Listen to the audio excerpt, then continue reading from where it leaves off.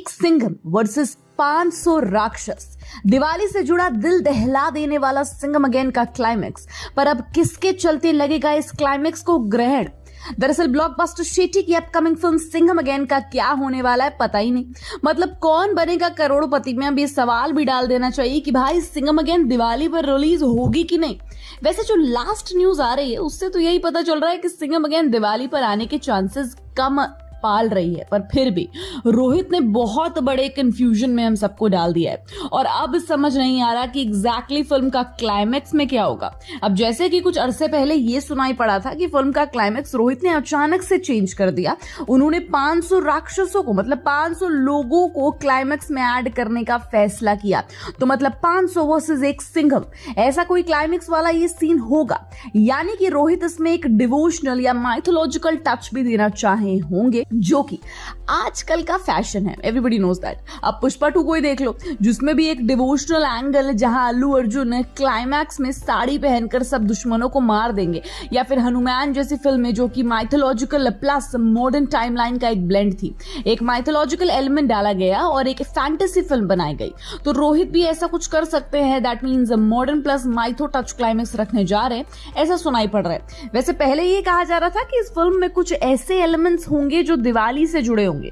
तो अगर इसके चलते हम क्लाइमेक्स इमेजिन करें तो शायद रोहित इसमें रावण को जलाने वाला कॉन्सेप्ट ऐड करना चाहते होंगे, क्योंकि दिवाली के दिन कई कई जगहों पर रावण का पुतला जलाकर बुराई पर अच्छाई की जीत वाला मैसेज भी दिया जाता है। जो ऐसा हो सकता है कि अर्जुन कपूर जो डेंजर लंका बने तो उन्हें उसमें रावण दिखाने की कोशिश की गई हो और उन्हें एक तरह से राम बनकर अजय देवगन अपनी पूरी फौज के साथ उनको खत्म करे। ऐसा कोई कॉन्सेप्ट इसमें दिखाया जा सकता है, ऐसा सुनाई दे रहा है। तो ये एक तरह से दिवाली के लिए सूटेबल होगा, बट अब दिवाली पर ये फिल्म रिलीज होगी कि नहीं ये कंफर्म नहीं है। तो फिर ऐसा क्लाइमेक्स शूट करके क्या ही फायदा होगा। तो अब रोहित को कोई और आइडिया ढूंढना पड़ेगा, क्योंकि 90% तो यही बताया जा रहा है कि सिंघम पोस्टपोन ही होने वाली है, क्योंकि भूल भुलैया 3 दिवाली के दौरान ही आने के लिए एकदम अड़ी हुई है।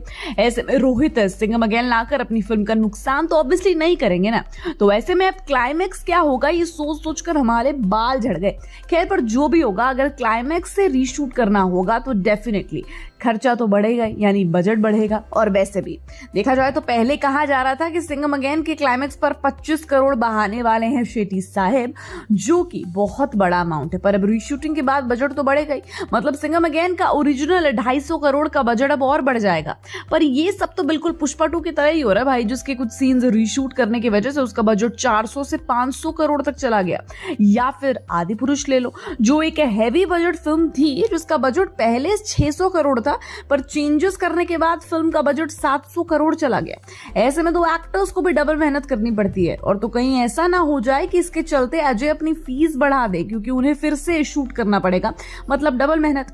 वैसे अजय ऐसा करेंगे नहीं, क्योंकि उनकी और रोहित की दोस्ती के आगे पैसा बड़ी चीज नहीं है भाई, और ना ही उनमें कोई अनबन होने वाली जैसे कि पुष्पा 2 को लेकर अल्लू अर्जुन और सुकुमार के बीच हुई थी। मतलब सुनने में तो यही आया था, तो ये एक अच्छी बात है यहाँ पर अब सोचने वाली बात यह है कि सिंघम अगेन की क्लाइमेक्स में क्या होगा। क्या आपको कोई आइडिया है? तो जरा कमेंट सेक्शन में जरूर बताना। And till then keep watching Bollygrad studios. Become an actor in Bollywood. WhatsApp hi to 88288 588.